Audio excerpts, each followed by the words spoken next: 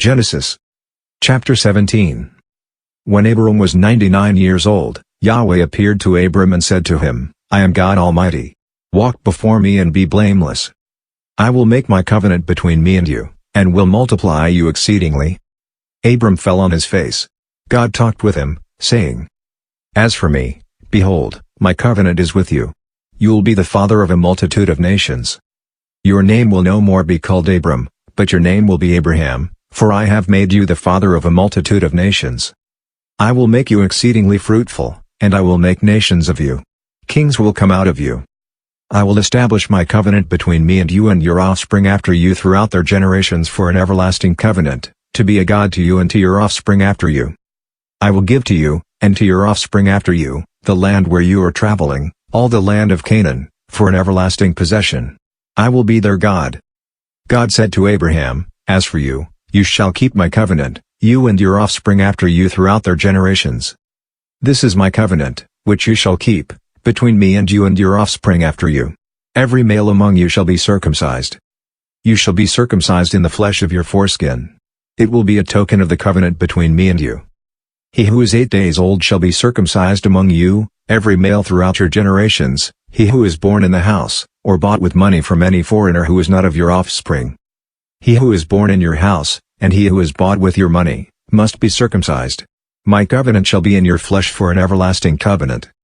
The uncircumcised male who is not circumcised in the flesh of his foreskin, that soul shall be cut off from his people. He has broken my covenant.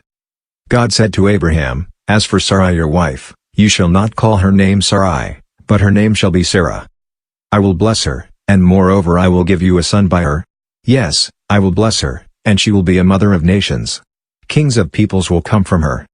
Then Abraham fell on his face, and laughed, and said in his heart, Will a child be born to him who is 100 years old?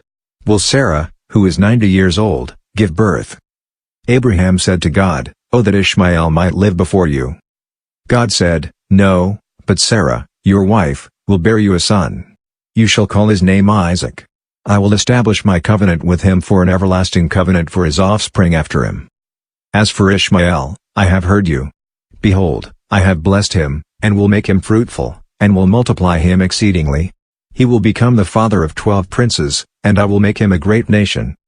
But I will establish my covenant with Isaac, whom Sarah will bear to you at this set time next year. When he finished talking with him, God went up from Abraham. Abraham took Ishmael his son, all who were born in his house, and all who were bought with his money, every male among the men of Abraham's house, and circumcised the flesh of their foreskin in the same day, as God had said to him. Abraham was 99 years old when he was circumcised in the flesh of his foreskin. Ishmael, his son, was 13 years old when he was circumcised in the flesh of his foreskin. In the same day both Abraham and Ishmael, his son, were circumcised.